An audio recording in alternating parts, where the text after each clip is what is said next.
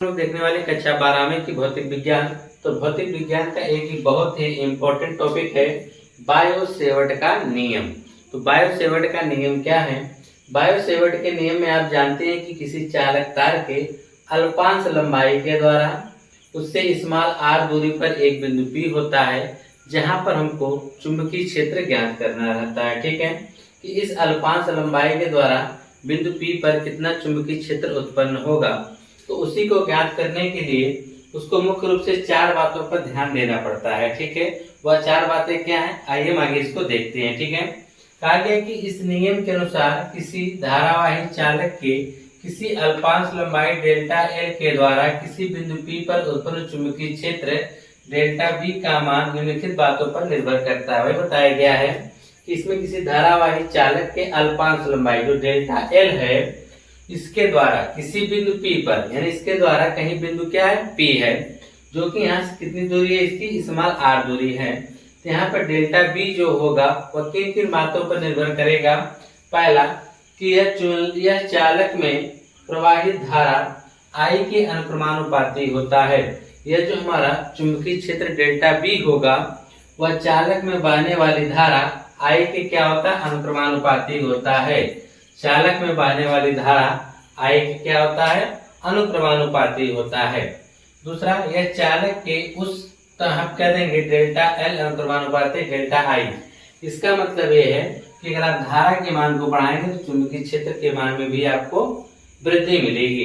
ठीक है, अगर धारा के मान को घटाएंगे तो चुंबकीय क्षेत्र का भी मान घटेगा। कहाँ पर, बिंदु P पर। उसी तरह से दूसरा है कि चालक के उस अल्पांश लंबाई की डेल्टा एल की क्या होता है, अनुक्रमानुपाती होता है। जैसे कि यह जो हमारा डेल्टा एल है चालक तार की लंबाई, जितना बड़ा चालक तार की लंबाई होगा उतने अधिक हमको यहाँ पर चुंबकीय क्षेत्र प्राप्त होगा। अच्छा, डेल्टा क्यों लगाया गया है? हमने अल्पांश लंबाई लिया है तो हमको अल्पांश ही चुंबकीय क्षेत्र मिलेगा। हमने चालक तार की लंबाई छोटा लिया है, बहुत ही कम लिया है, सूक्ष्म लिया है, तो हमको चुंबकीय क्षेत्र भी बहुत ही कम मिलेगा। अगर हम चालक तार की लंबाई को बढ़ाएंगे तो हमको चुंबकीय क्षेत्र का भी मान हमको बढ़ के मिलेगा, यानी डेल्टा बी का भी मान बढ़ेगा। तो पहला, धारा बढ़ाएंगे तब भी हमको चुंबकीय क्षेत्र का मान बढ़ेगा। हम चालक तार की लंबाई को बढ़ाएंगे, जैसे डेल्टा एल है, इसकी लंबाई अगर हम बढ़ाएंगे तो इसके द्वारा भी चुंबकीय क्षेत्र का मान बढ़ेगा। तीसरा कहा है कि यह बिंदु P को अल्पांश डेल्टा एल से मिलाने वाली रेखा, यह बिंदु P को अल्पांश डेल्टा एल से मिलाने वाली रेखा तथा डेल्टा एल के बीच बने कोण की ज्या के अनुक्रमानुपाती होता है।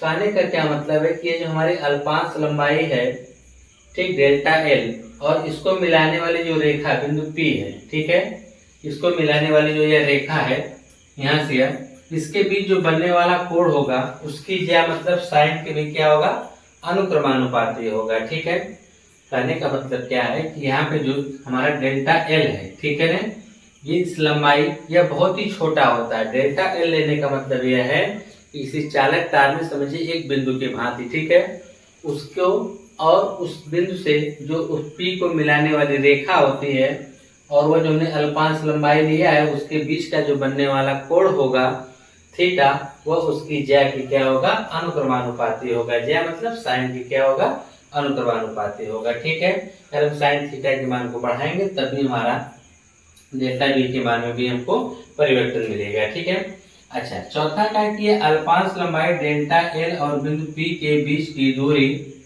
के वर्ग की क्या होता है, व्युत्क्रमानुपाती होता है। यह जो हमारा डेल्टा बी होगा वह इसके बीच की जो दूरी है वह स्मॉल आर, इसके वर्ग की क्या होगा, व्युत्क्रमानुपाती होगा।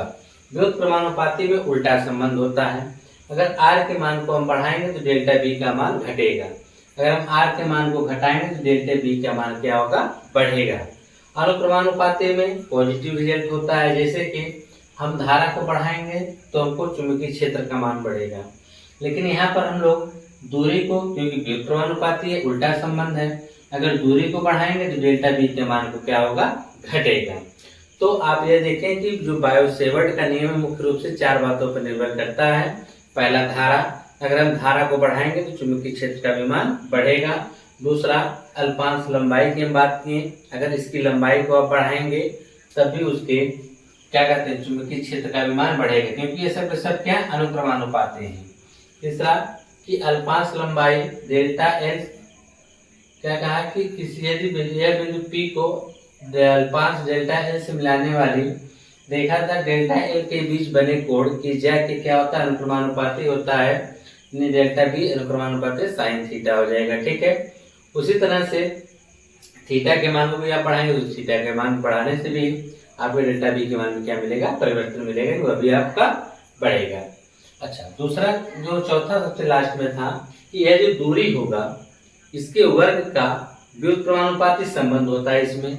अगर आप दूरी को बढ़ाएंगे तो सीधी सी बात है, दूरी को बढ़ाएंगे तो चुंबकीय क्षेत्र का मान घटेगा, दूरी को घटाएंगे तो चुंबकीय क्षेत्र का मान क्या होगा, बढ़ेगा। ठीक है, अगर हम इन समीकरणों को चारों के अगर एक साथ हम लिख दें तो हमको I B I L sine theta और बटे में हमको क्या मिलेगा, 1/r² मिलेगा। ठीक, यह अनुक्रमानुपाती चिन्ह हटाते तो एक नियतांक लग जाता है μ0/4π।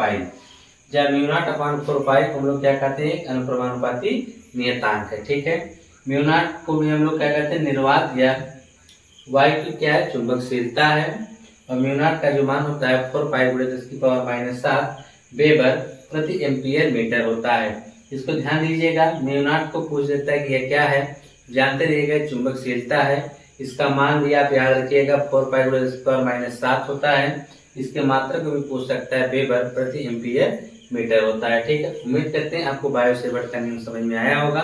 मिलते हैं नेक्स्ट वीडियो में इसी नए टॉपिक के साथ।